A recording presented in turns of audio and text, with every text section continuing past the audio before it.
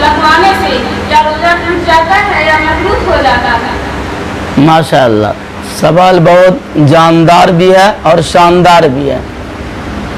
बाबू, रोज़े की हालत में खूब गौर से तवज्जो से सुनना है। रोज़े की हालत में इनका सवाल ये था, इंजेक्शन लगवाने से क्या रोज़ा टूट जाता है या मकरूह हो जाता है?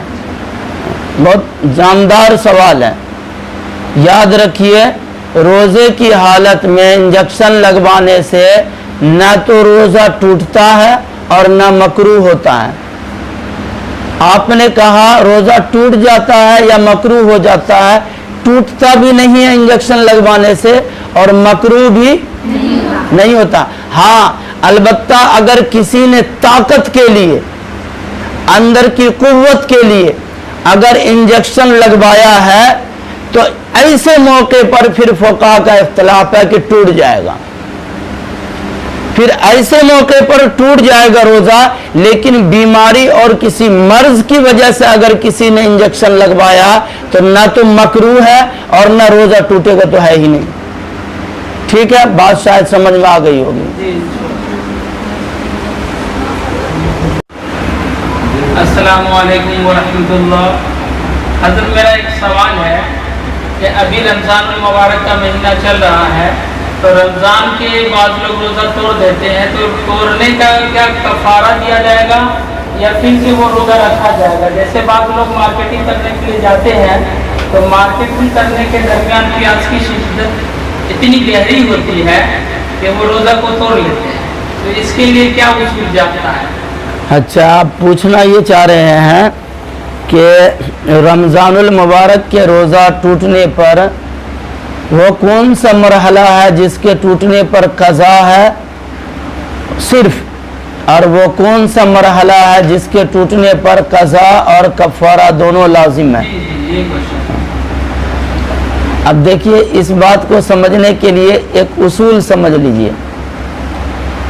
वो उसूल ये है कि अगर रमज़ानुल मुबारक का रोज़ा टूट जाए, रमज़ानुल मुबारक का रोज़ा टूट जाए तो ईद के बाद सिर्फ कज़ा रह जाने से वो मुकम्मल हो जाएगा। मसलन जितना रोज़ा टूटा है उतना रोज़ा ईद के बाद रह जाए, वो पूरा हो चुका। लेकिन रमज़ान का रोज़ा एक है तोड़ देना। तोड़ देने के बाद अब इस आदमी के ऊपर जितना तोड़ा है उतना ईद के बाद सिर्फ रह जाए तो पूरा हो गया, ऐसा नहीं है। तोड़ने में और टूटने में बहुत का फर्क है।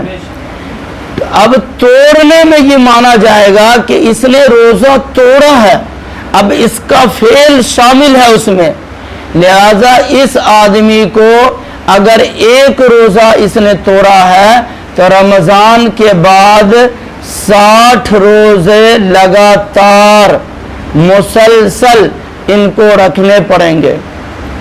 ये कफ़ारा है इनका। एक रोज़ा अगर तोड़ दिया और ईद के बाद एक रोज़ा रह गया तो ये मुकम्मल मसला नहीं है, ये मुकम्मल दीन और इस्लाम नहीं है।